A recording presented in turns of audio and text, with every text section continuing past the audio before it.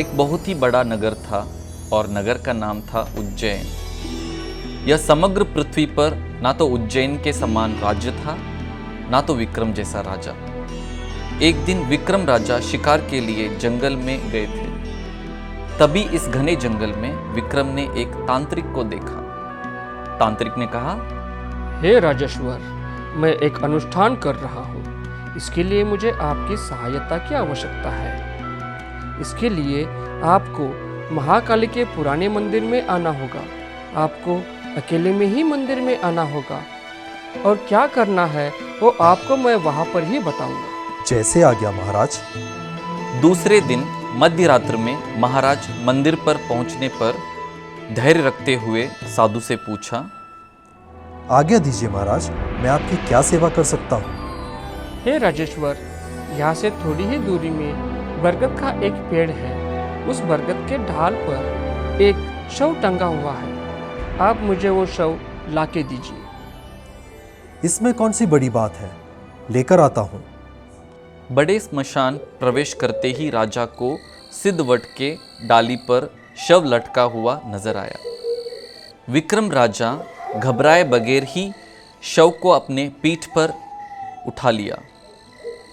अब शव जोर जोर से रोने लगा, पर राजा ने इस बात की जरा सी भी चिंता नहीं की। फिर जब वो शव जोर जोर से हंसने लगा, तब भी राजा को कुछ नहीं बोला। आखिर शव ने ही कहा, मैं बोलने वाला शव हूँ। लोग मुझे बेताल कहते हैं। रास्ता बहुत लंबा है, इसलिए मैं तुम्हें कहानी सुनाता हूँ। मगर तुम्हें कुछ नहीं बोलना है। अगर तुम बोलोगे तो मैं वापस उड़ते हुए उस पेड़ पर चला जाऊंगा और उस पे लटक जाऊंगा।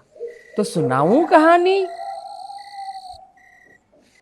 यह बीमारी 3 करोड़ साल पुरानी है, जिसे पूर्वज थाइसिस के नाम से जानते थे, जिसका मतलब क्षय है।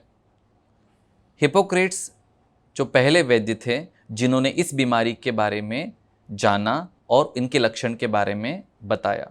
16वीं सदी में इटली के वैद्य जिरालोमो फ्रैकोस्टारो ने कहा था कि यह बीमारी न दिखने वाले जीवाणु से फैलती है। इस बीमारी को परीक्षण से पता करते थे, पर उन्हें इस बीमारी का इलाज या यह कैसे फैलता है ये नहीं पता था। परंतु धर्मशाला में स्वच्छ हवा और संतुलित आहार से मरीज को अलग करके इलाज किया जाता था। 1882 में रॉबर्ट कॉक ने इस जीवाणु के बारे में बताया और इसीलिए इसका नाम कॉक्स बैसिलस पड़ा, जो हवा के माध्यम से फैलता है। 20वीं शताब्दी में बीसीजी का टीका विकसित किया गया और एंटीबायोटिक दवाओं की एक श्रृंखला को प्रभावी उपचार के लिए खोजा गया। इसकी वजह से इस बीमारी से पीड़ित लोगों की संख्या घट गई। जब 1980 के दशक में एड्स संक्रमण फैलने लगा, तब एड्स संक्रमित लोगों के द्वारा ये भी फैलने लगा। भारतवर्ष में 2025 तक इस बीमारी को निर्मूलन करने की प्रतिज्ञा ली गई है।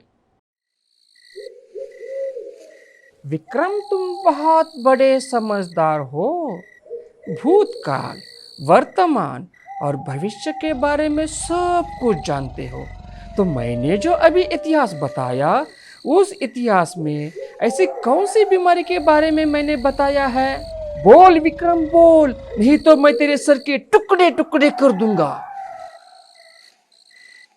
हे बेताल, तुमने मुझे जो कहानी सुनाई वो कहानी नहीं, इतिहास है। उसमें तुमने 2 जरूरी शब्दों का प्रयोग किया, एक रॉबर्ट कॉक और दूसरा बीसीजी वैक्सीन। और बीसीजी वैक्सीन टीबी के खिलाफ इस्तेमाल किया जाता है। तो तुमने जो मुझे सुनाया और उसमें जिस बीमारी का विवरण किया है वो ट्यूबरकुलोसिस है। वाह विक्रम वाह, तूने तो सही जवाब दिया, पर एक भूल कर गया ना। मैंने तुझे बोला था कि तुझे बोलना नहीं है, और तू बोलेगा तो मैं वापस पेड़ पर चला जाऊंगा और तू बोला और ये ले मैं चला।